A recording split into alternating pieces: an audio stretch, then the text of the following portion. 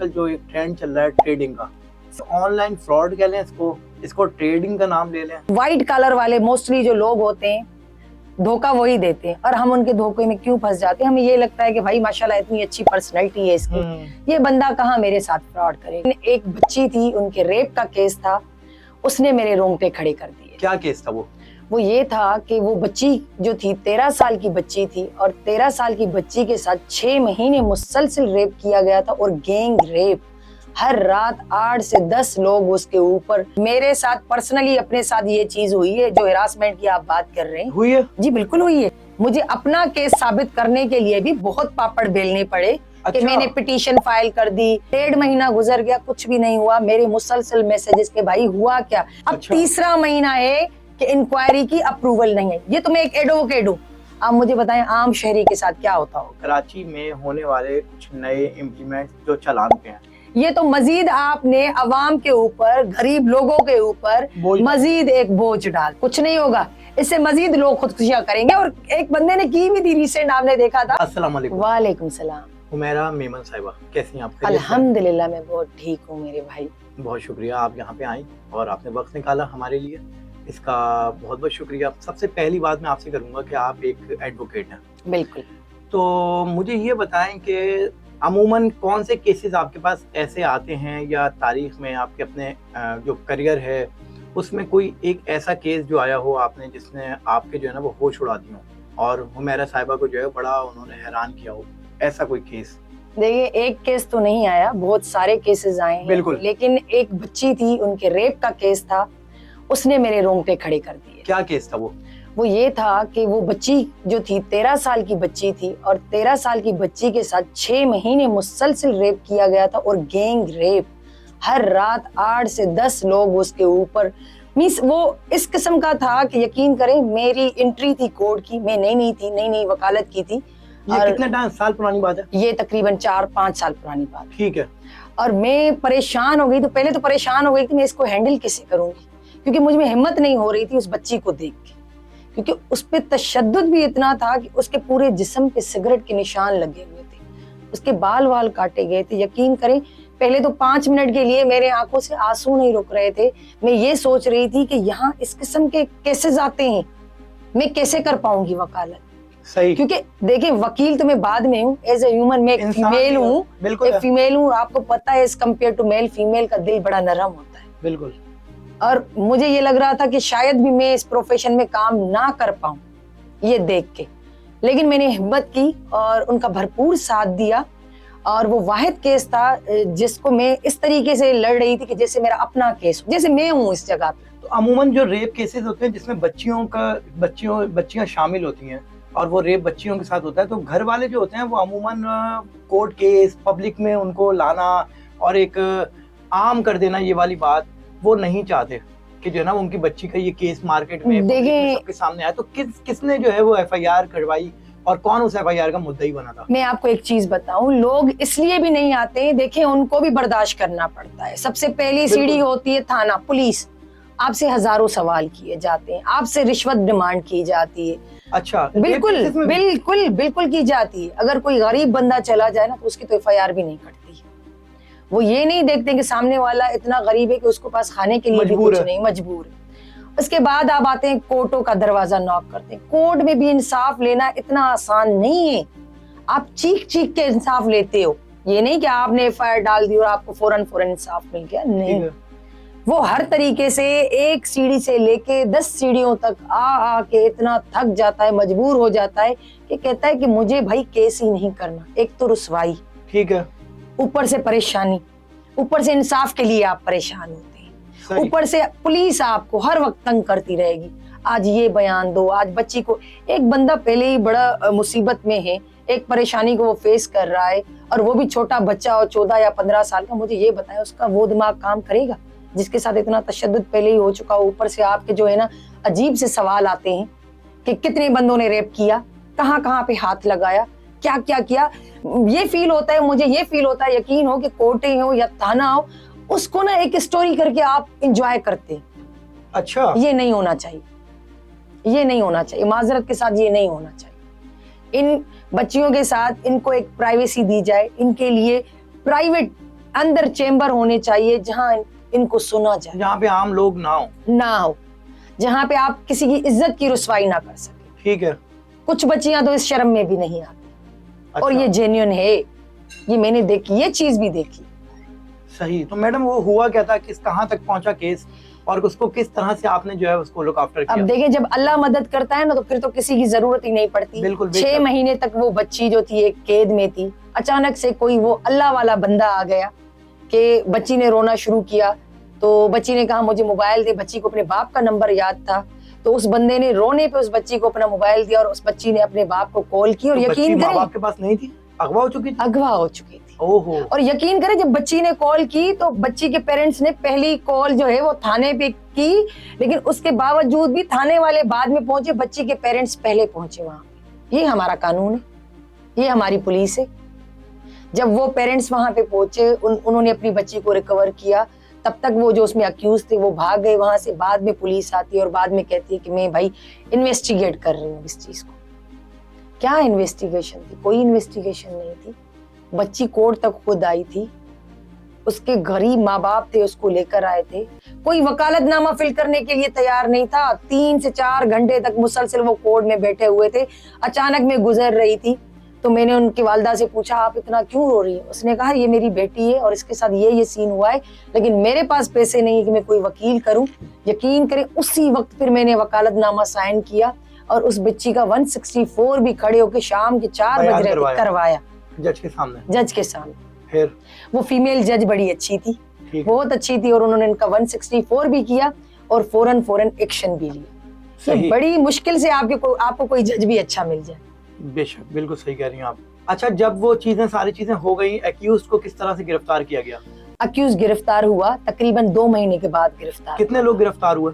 इसमें 4 लोग गिरफ्तार हुए थे। वो मरकजी थे, मरकजी मुल्जिमान थे? नहीं, वो भी उनके पड़ोस वाला ही था जिसने अच्छा। इस बच्ची को अगवा किया था, वो भी पड़ोस वाला। ये अगवा उससे पूछा गया कि अगवा पैसों के एवज किया गया? मोबाइल के एवज, आईफोन मोबाइल के एवज।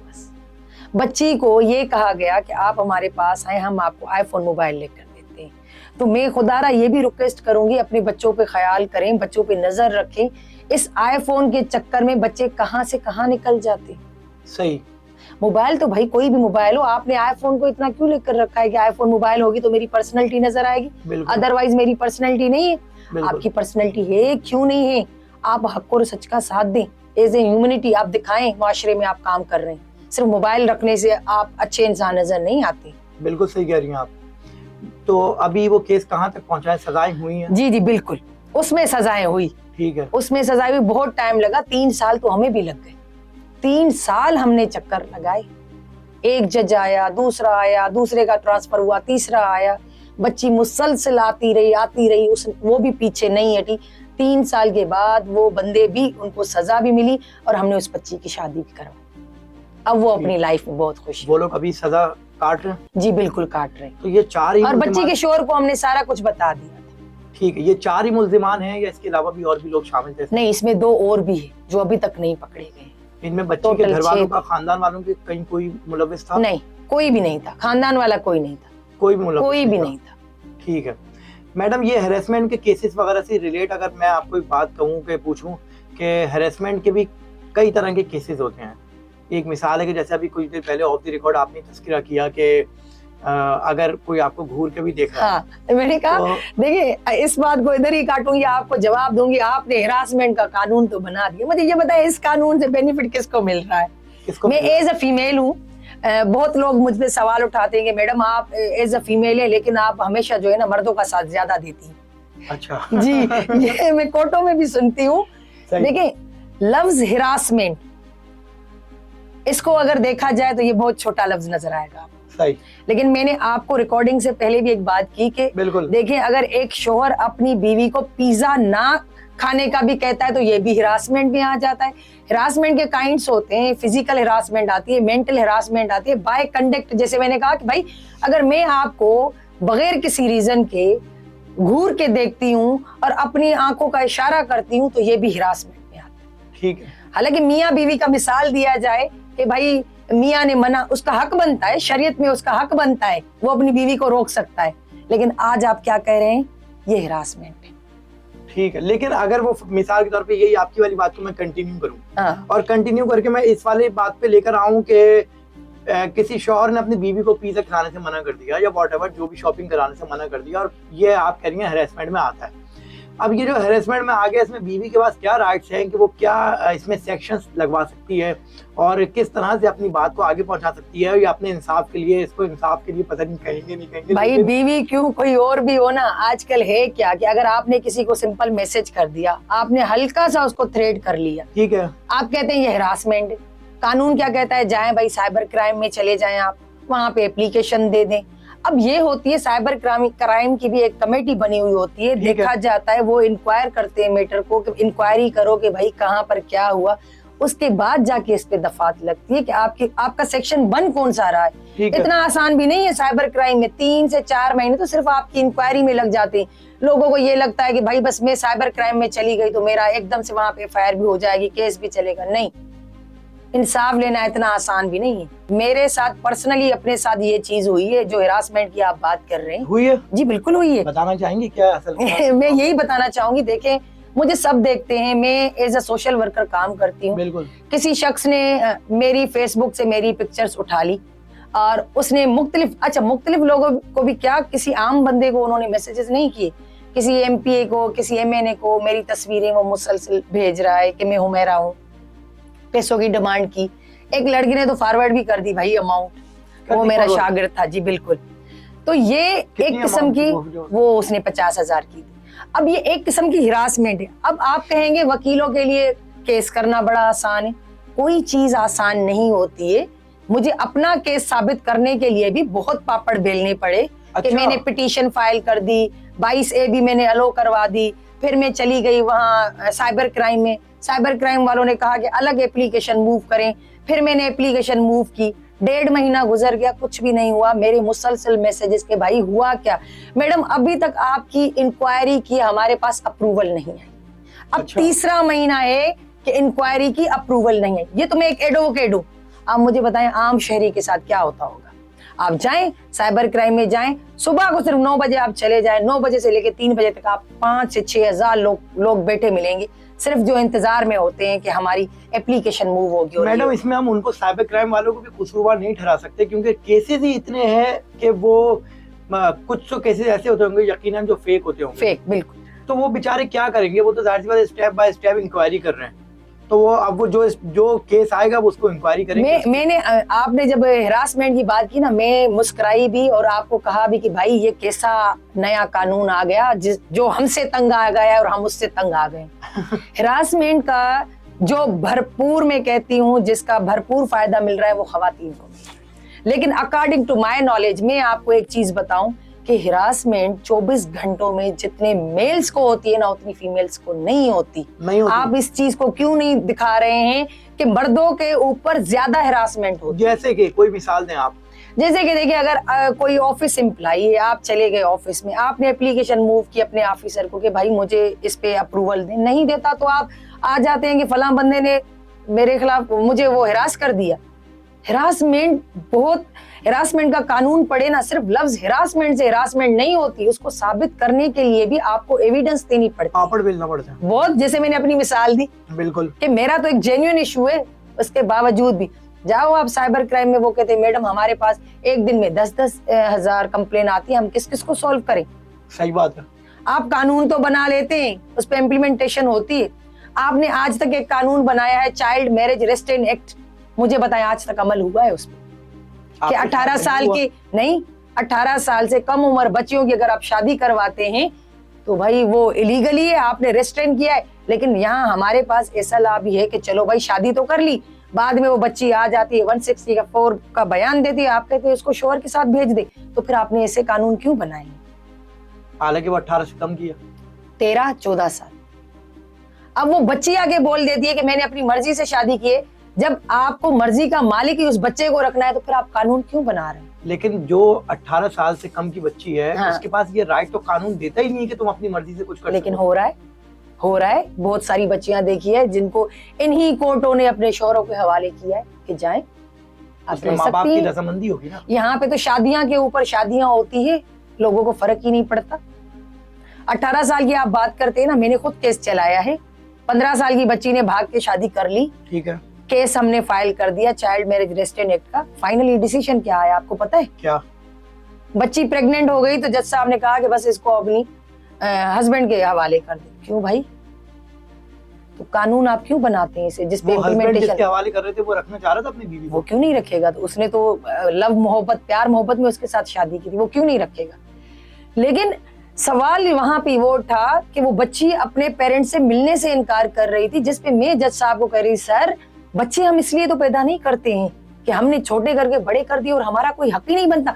मिलने के लिए भी हमें किसी कानून की जरूरत नहीं होनी चाहिए कि मुझे अपने बच्चे से मिलना है तो मैं कानून का सहारा लूं कि मुझे अपने बच्चे से ऐसे कानून को मैं नहीं मानती, ना मानूंगी। आप ये ऑन रिकॉर्ड करें। बिल्कुल कह रही हूँ कि अपने बच्चों से मिलने के लिए हमें किसी कानून की जरूरत नहीं है, हमारा लीगल राइट है, हम अपने बच्चों से मिल सकते हैं। जिस चीज को बहुत उठाती हूँ, क्यों? मैं एक माँ हूँ, मुझे अपने बच्चे से मिलने के लिए कोर्ट की परमिशन लेनी चाहिए। मैं एक बाप हूँ, मुझे अपनी बेटी से मिलने के लिए परमिशन लेनी चाहिए। मैंने अपने बच्चे इसलिए पैदा नहीं किए थे कि कल को मिलने के लिए मैं कोर्टों में धक्के खाऊंगी कि मुझे अपने बच्चों से मिलना।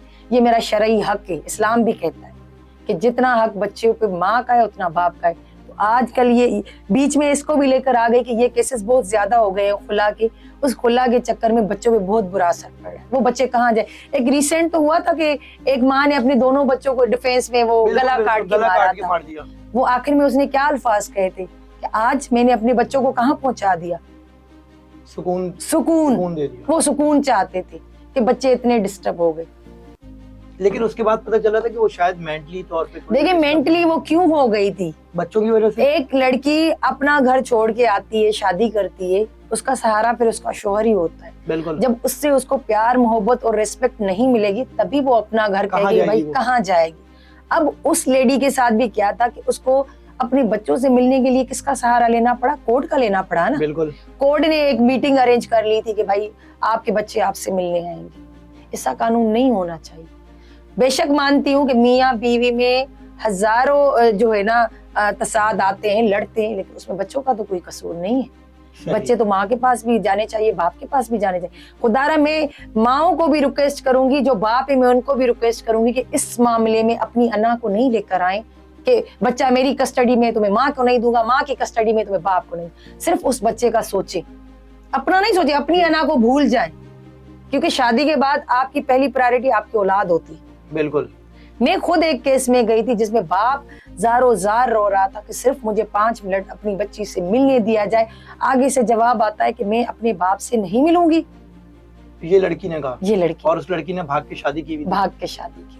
मतलब वो बाप की सारी मोहब्बत 15-16 साल की खत्म हो गई, 1-1.5-2 साल। लेकिन आखिर में अगर उनका अंत भी देखेंगे ना, 6-8 महीने के बाद रोती हुई। अब देखिए वो, जैसे मैंने डिफेंस वाली माँ की एक मिसाल दी, वो क्यों मेंटली सिक हो गई थी? परेशानी सोच सोच के कि मेरे बच्चे हैं, उसके पास है, क्या होगा? आखिरी उसके अल्फाज, कोई भी माँ अपने जिगर के टुकड़े को ऐसे नहीं मारेगी भाई, बड़ा दिल चाहिए, बहुत बड़ा दिल चाहिए। मैं तो कहती हूँ वो तो इंसान थे, अगर कोई जानवर भी आ जाए ना उसको मारने के लिए भी मुझे बड़ी हिम्मत का मुजाहरा करना चाहिए होती है, बहुत हिम्मत चाहिए। तो हमारे यहाँ मैं हमेशा कहती हूँ, जहाँ पे वकील अच्छा होगा तो वहाँ पे जज अच्छा नहीं होगा, जहाँ पे जज अच्छा होगा तो वकील अच्छा नहीं होगा, जहाँ पे दोनों अच्छे होंगे तो पुलिस अच्छी नहीं होगी। तो बंदा कहाँ जाए? हम सबको मिलके एक सिस्टम पे काम करना चाहिए। और लोग कोर्ट में क्यों आते हैं? रिलीफ लेने आते हैं ना। आप उनको रिलीफ दिलवाने की कोशिश करो कि जो मेरे पास आया है वो मजबूरी में आया। ठीक है मैडम, आप जरा इस वाले टॉपिक से थोड़ा सा हटते हैं। और आजकल बड़ा कराची में स्पेशली बड़ा एक टॉपिक जो है वो एक केसेस कह लें, वो बड़े हाईलाइटेड है। और उससे कराची में जो सड़कों पे चलने वाले बाइकर्स हैं, गाड़ी चलाने वाले हजरात हैं, और लोग हैं बड़े, शायद कुछ लोग खुश भी हैं, कुछ लोग मुतासिर भी हो रहे हैं। वो है कराची में होने वाले कुछ नए इम्प्लीमेंट्स जो चालान पे हैं, जो अभी नया बता रहा है, नया अभी बना है। और वो चालान की मेरा ख्याल है, मुझे कुछ कंफर्म तो उसके बारे में जो है वो खास इतना नहीं हुआ, जितना मुझे पता चला कि वो चालान की जो अमाउंट है वो काफी ज्यादा हैवी है। तो मैं आपसे ये जानना चाहता हूँ, क्या कानून इस बारे में क्या कहता है? एक बात। दूसरी बात ये है कि अगर आप बाहर की तर्ज़े अमल, बाहर के उस पे तर्ज पे ये काम कर रहे हैं, ये अमल कर रहे हैं, तो क्या यहाँ की सड़कों का भी मयार उतना रखा हुआ है? बिल्कुल अच्छा सवाल। रात के वक्त में जो एक शख्स बाइक चला रहा है, मैं बाइक चला के लेके जा रहा हूँ, क्या सड़कों की वो कंडीशन है? क्या रात के वक्त में स्ट्रीट लाइट जल रही हैं? क्या जो मतलब इदारों की जो जिम्मेदारियां हैं, जो आप KMC को कह लें, DMC कह लें, सड़कों के जो मामला जो इदारे देखते हैं, क्या उन्होंने वो फैसिलिटीज दी हुई है? नहीं दी हुई, कुछ भी नहीं। अगर दिया हुआ है तो मुझे तो अब देखें वही बात ना, एक नया कानून तो आपने बना लिया, बहुत वाह भी कर रहे हैं आप कि भाई एक नया कानून आ गया, एक नया, अच्छी मिसाल दी आपने कि सड़कों का मयार वो है। बिल्कुल। कराची जिसको आप कहते हैं रोशनियों का शहर, बिल्कुल। हालात देखेंगे इस वक्त, कराची की हालत देखेंगे इस बारिश के बाद, कोई ऐसा एरिया है जहाँ पे अच्छी सड़क मिले आपको? नहीं मिलेगी। 100 धक्के खा के फिर आप अपने घर तक पहुंचते हैं। ऐसा ही होता है। शारा भुट्टो आपने बनाया था, कितनी बड़ी बड़ी बातें कर रहे थे, एक बारिश बर्दाश्त नहीं कर पाया। क्या वो मयार है? सिर्फ ये थोड़ी कि चालान पे आपने इतनी हेवी अमाउंट रख दी तो आप कहेंगे बंदा जो है वो सिग्नल क्रॉस नहीं करेगा। ये इसलिए भी किया गया कि काफी आपने देखे कि वाकयात पेश आ रहे थे, वो डंपर वाले कि भाई वो सड़क के नीचे आ गया, ये फलां हो गया इस गाड़ी के नीचे। इसका हल कोई ये नहीं है, ये तो मजीद आपने अवाम के ऊपर, गरीब लोगों के ऊपर मजीद एक बोझ डाल दिया। कुछ नहीं होगा, इससे मजीद लोग खुदकुशियां करेंगे। और एक बंदे ने की भी थी रिसेंट, आपने देखा था कि एक रिक्शा वाला था, उसने अपनी रिक्शा को आग लगा दी। वो नजदीक ही था इधर। क्यों आग लगाई? कि भाई मेरी अर्निंग इतनी नहीं है तो 2000 का चालान कहां से दूं? उससे सिर्फ 2000 का चालान लिया गया था, जिसमें उसने अपने ऊपर पेट्रोल डाला और आग लगा दी। अब सोचे, जो बेचारा कमाता ही 1000 रुपए, उसमें भी उसको भारी रिश्वत देनी पड़ती है इधर उधर, बड़ी मुश्किल से 500 बचते हैं। वो 500 में अपने बच्चों को पालेगा या उनको अच्छी एजुकेशन देगा या ये चालान भरता रहेगा? फिर तो वो अपने आप को मारने पे मजबूर ही हो जाएगा ना। ये भी सिर्फ कानून ही बना है, और ये कानून भी गरीबों के लिए ही बना है। हर वो बदमाश बंदा सिग्नल भी क्रॉस करेगा और ये एक्सीडेंट भी करता रहेगा उनके लिए। आपको क्या लगता है कि, सॉरी आपकी बात आपको इंटरप्ट कर रहा हूँ, बहुत बहुत माजरत उसके लिए, आपको क्या लगता है कि ये इसमें जो चालान है या सड़कों के मसाइल हैं, इसमें जो है वो आप कह रही हैं गरीबों के लिए बना है? सब कुछ उनके लिए, गरीबों के लिए चालान रखे गए हैं, सब कुछ है। आपको लगता है कि क्योंकि ई चालान का एक निज़ाम लाया जा रहा है, तो आप उसमें तो ये है कि अगर कोई 4x4 भी जा रही है तो भी उसके घर पे चालान आ जाएगा? सर वो आपको नजर आएगा ना। नजर तो तब आता है जब कानून बन के आ जाता है और उस पे आप काम करना स्टार्ट करते हैं। फिर हर रोज एक नई कहानी भी आएगी आपके सामने। आपने कहा 4x4 हो या 2x2 हो, वो सब नजर आएगा, नजर आता है। आप कहते हैं सड़कें अच्छी बनी हो, नजर आती है ना आपको सड़कें अच्छी नहीं बनी। एक बार ये भी जब स्टार्ट होगा ना, जब ये चालान घरों पे जाना शुरू होगा ना, तो उस वक्त आपको नजर, मुझे दोबारा बुलाइएगा, फिर हम उस पर डिस्कस करेंगे कि भाई अब बताएं इस कानून का क्या है। सही। कानून आते हैं, इम्प्लीमेंटेशन नहीं होती है।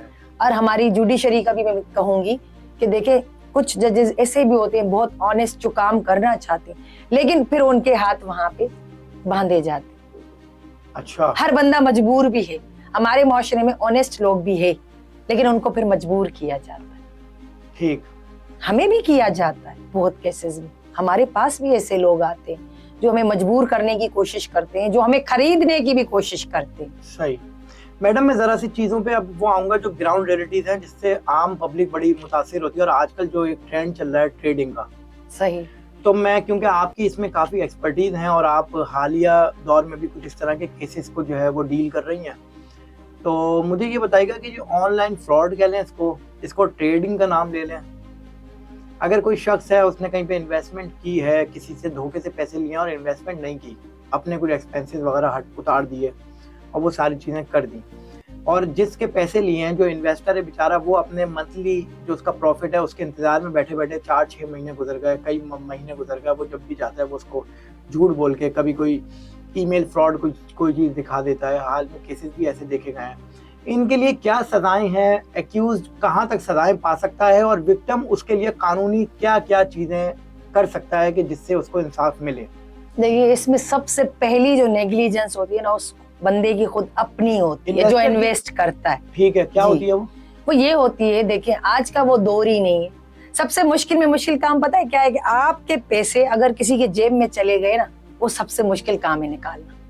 नहीं निकाल पाते हैं। ठीक आप है। अपने पैसों के लिए ही बड़े परेशान होते हैं, रोज बिल्कुल। मिन्नतें करते हैं। तो ये आप व्हाइट कलर वाले मोस्टली जो लोग होते हैं धोखा वही देते हैं, और हम उनके धोखे में क्यों फंस जाते हैं? हमें ये लगता है कि भाई माशाल्लाह इतनी अच्छी पर्सनैलिटी है इसकी, ये बंदा कहाँ मेरे साथ फ्रॉड करेगा। व्हाइट कॉलर जी, अच्छी भली गाड़ी है, आईफोन मोबाइल हाथ में रखा हुआ है, क्या पर्सनैलिटी है, भाई मुझे भी इस जैसा बनना है। फिर वही लोग आपको ख्वाब दिखाते हैं कि भाई मैं फला बिजनेस करता हूँ, मेरा प्रॉपर्टी का बिजनेस है, मेरा शेयर्स का बिजनेस है, आप मेरे साथ इन्वेस्ट करें। अब धोखा खाते हैं आप सिर्फ उनकी पर्सनैलिटी को देख। ठीक है। आपने इन्वेस्टमेंट कर ली, आपने लालच में कर ली कि भाई अगर मैं 10 लाख इन्वेस्ट करूंगा तो मंथली मुझे इस पे 50,000 मिलेंगे या 70,000 मिलेंगे। आपने इन्वेस्टमेंट करने से पहले तस्दीक की कि आया वो शख्स वाकई में जो दिखता है वो है? मैडम ये तस्दीक कैसे करेगा एक आम आदमी? क्यों नहीं करता? देखें, क्या तरीका बिल्कुल मैं आपको बताऊं फ्रॉड कैसे होते हैं। आपने दोस्ती यारी में कर लिया, आपको पता ही नहीं कि वो रहता कहाँ पे। ठीक है। सबसे पहले पता तो करो कि वो ये परमानेंट उसकी रेजिडेंसी है भी या नहीं है। बिल्कुल। ये उसके बाद आप इन्वेस्टमेंट कर रहे हो, कोई लीगल डॉक्यूमेंट्स तो होना चाहिए आपके पास। बिल्कुल होंगे कि भाई आप कोई एग्रीमेंट तो करो उसके साथ। बिल्कुल। बाद में जब आप फंसते हो तो झूठे मूठे एग्रीमेंट लेकर आप आ जाते हैं। सही। झूठी चीज झूठी होती है, वो कभी ओरिजिनल चीज पे हावी नहीं होगी। ये सिर्फ टेम्पररी आप फायदा लेने के लिए। फिर जब फंसते हैं आप लोग, आपने ले लिया गारंटी के तौर पे चेक ले लिया, श्योरिटी के तौर पे चेक ले लिया, आपने सोचा बस भाई मेरे पास चेक आ गया तो मैं इस बंदे को ना बिल्कुल काबू कर लूंगा। यहाँ जाके चेक लेने से पहले ये तो देखिए कि क्या उसका अकाउंट एक्टिव है जिसका मैं चेक ले रहा हूँ। कुछ लायबिलिटीज आपके ऊपर भी है। जो इन्वेस्ट कर रहा है सबसे पहले वो अपनी लायबिलिटीज तो कंप्लीट करे कि मेरी लायबिलिटीज क्या बनती है, कि मैं उस शख्स को जानता हूँ जो मुझे चेक दे रहा है, मैं जाके तसल्ली करूं क्या उसका अकाउंट एक्टिव है, क्या मुझे उसके साथ एग्रीमेंट नहीं करना चाहिए, लीगल डॉक्यूमेंट नहीं होना चाहिए, और जेन्युइन एग्रीमेंट करना चाहिए। जिस दिन से मैं स्टार्ट करता हूं और जिस दिन तक खत्म करता हूं, वो सारी चीजें आपने मेंशन की नहीं करते हैं आप। बिल्कुल। जब आपके साथ फ्रॉड हो जाता है फिर आप रोते रोते हुए आते हैं कि वकील साहब मैं आपके पास आ गया। कुछ लोग तो आते हैं, कुछ तो आते ही नहीं, वो कहते हैं नहीं भाई कानून में हमें कुछ नहीं मिलेगा। जब आप हमारे पास आते हैं हम पहली प्रायोरिटी यही रखते हैं कि हमें आपको रिलीफ देना है, लेकिन वकील भी रिलीफ तब देगा जब आप एक जेन्युइन चीज लेकर आएंगे। मैंने कहा ना, आप एग्रीमेंट तो बना के आते हैं बाद में, लेकिन वो टेम्पररी होती है। अच्छा, इसके लिए सबसे पहला अमल उस इन्वेस्टर को, जो विक्टिम है, उसको क्या करना चाहिए कि वो फौरन FIR करवाए, या फिर किस तरह से वो अपनी रिकवरी ले?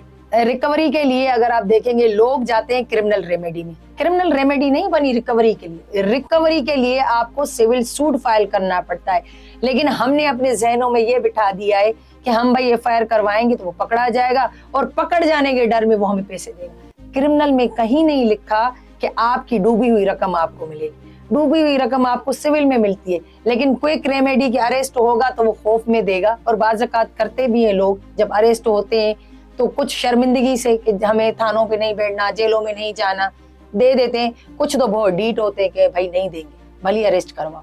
ठीक है। कानून देखें, अगर 489F की बात करूंगी तो अभी रिसेंट 6-7 दिन पहले एक जजमेंट पास हुई है सुप्रीम कोर्ट की कि एक शख्स की बेल लोअर कोर्ट ने भी डिसमिस कर ली, हाई कोर्ट ने भी डिसमिस कर ली, लेकिन सुप्रीम कोर्ट ने उनकी बेल अलो कर दी कि भाई जो 489F है इसकी अगर सजा देखी जाए तो वो 3 साल की सजा आती है, और 3 साल की सजा जो होती है वो प्रोहिबिटेड क्लास में फॉल नहीं करती, लिहाजा ये जमानत का हक रखता है। बिल्कुल हुई है। एक बंदे की लोअर कोर्ट ने बेल डिसमिस कर दी, हाई कोर्ट ने भी डिसमिस कर दी, तकरीबन उसकी अमाउंट थी 2.5 से 3 करोड़, लेकिन सुप्रीम कोर्ट ने वो कर दी। ये है 5-6 दिन की मैं आपको बता रही हूँ, मेरे मोबाइल में मौजूद भी है। अच्छा। जिसमें सुप्रीम कोर्ट ने क्लियरली लिख दिया कि भाई ये प्रोहिबिटेड क्लास में फॉल नहीं करता। प्रोहिबिटेड क्लास का बता दूं कि ऐसे जुर्म जिनकी सजा 10 साल से कम हो तो वो प्रोहिबिटेड क्लास में फॉल नहीं करते। बेल उसमें आप जमानत का हक रखते। अच्छा, 10 साल से कम की सजा? 10 जी। और जमानत मिल भी जाती है? मिल भी जाती, मिली ना। 2 कोर्टों ने भली डिसमिस की, लेकिन सुप्रीम कोर्ट ने कर ली। अच्छा। उसने यही लिखा उसमें। तो सिर्फ ये नहीं है कि हम कोर्ट तक आए और हमें फौरन, उसके लिए भी मेहनत करनी पड़ती है। वकील का बड़ा रोल होता है। कुछ लोग कहते हैं देखिए वकालत बहुत अच्छा प्रोफेशन है, आखिर में यही कहूंगी वकालत बहुत अच्छा प्रोफेशन है अगर ऑनेस्टली आप उसको करें। ठीक है। बहुत अच्छा प्रोफेशन। और वकील अगर सच्चाई पे आ जाए ना, वो आपका, वो कहते हैं ना, राइट हैंड बन के खड़ा हो जाए ना, आपकी हार नहीं होगी, आपकी जीत ही होगी। बिल्कुल सही कहा आपने। वकील का बड़ा रोल है। ठीक है, बिल्कुल इसको एंड की तरफ लेके जाते हैं। आखिर में बस एक सवाल करूंगा, वो मेरे पास एक मैसेज आया था मेरे अपनी दोस्त का, तो कहने लगा कि यार अपनी पॉडकास्ट में वो ये सवाल जरूर करना, पूछे कि उसका कहने का उसका ये मकसद था कि वो एक जगह पे पढ़ता है, अच्छा, और बात बात पे टीचर ने जो ना उससे खुदा वास्ते का बेर रखा हुआ है, ठीक है, तो कुछ हो या नहीं हो उसकी पिटाई जरूर होती है। कह रहा है कि यार मैं बड़ा तंग आ चुका हूँ, मैं क्या करूं ऐसा कि मुझे जो है वो मेरी से जान छूटे, और इसको मैं एटलीस्ट वार्न कर सकूं कानूनी तौर पे कि मैं जब भी जाता हूं वो मुझे मारता है, स्केल से मारता है, हाथों पैरों से मारता पर्सनली हो गया है उनके साथ। बिल्कुल ऐसी है। तो इसमें क्या वो अपने पास राइट रखता है? देखिए, उसके पास पहला राइट वही है कि सबसे पहले जो स्कूल का प्रिंसिपल है, एक रिटन में कंप्लेन देनी चाहिए उसको। ठीक है, पहला स्टेप यही है कि जाके वो स्कूल के प्रिंसिपल को कंप्लेन लिखे कि एक टीचर जो मुझे पढ़ाता है वो मेरा टीचर है, मेरे माँ बाप के बराबर है, सही है, लेकिन वो इस तरीके से बायस हो रहा है कि मुझे महसूस हो रहा है कि ये पर्सनली हो रहा है।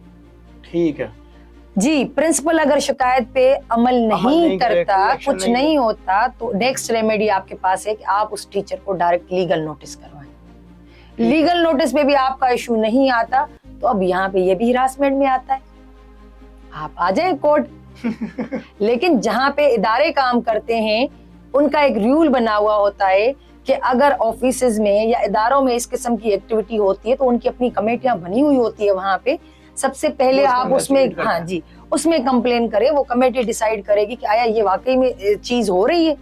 अब प्रिंसिपल का काम है, स्कूल का प्रिंसिपल क्यों होता है? लुक आफ्टर करने के लिए होता है ना, वो एक हेड होता है, हेड, कि मैं यहाँ का हेड हूँ, तो उस हेड का काम है।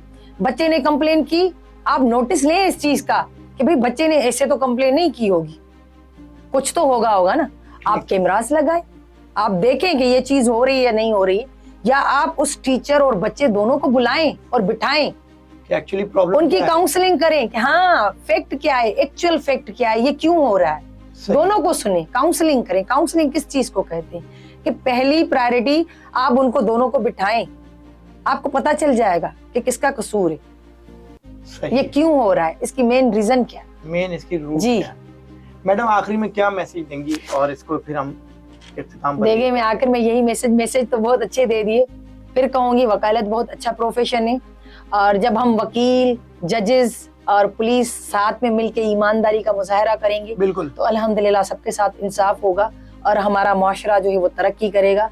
और गवर्नमेंट के लिए भी कहूंगी कि भाई एक तो अनएम्प्लॉयमेंट बहुत ज्यादा है, बेरोजगारी से भी लोग बहुत तंग है, ठीक है, ऊपर से ये हेवी चालान या नए नए लॉज जो आप बना देते हैं वो ऐसे रखें कि वो बोझ भी उठा सके। ठीक है, बस थैंक यू सो मच, बहुत शुक्रिया मैडम। मज़ीद वीडियोस और पॉडकास्ट देखने के लिए हमारा YouTube चैनल सब्सक्राइब करें। Cure Pakistan, live long Pakistan.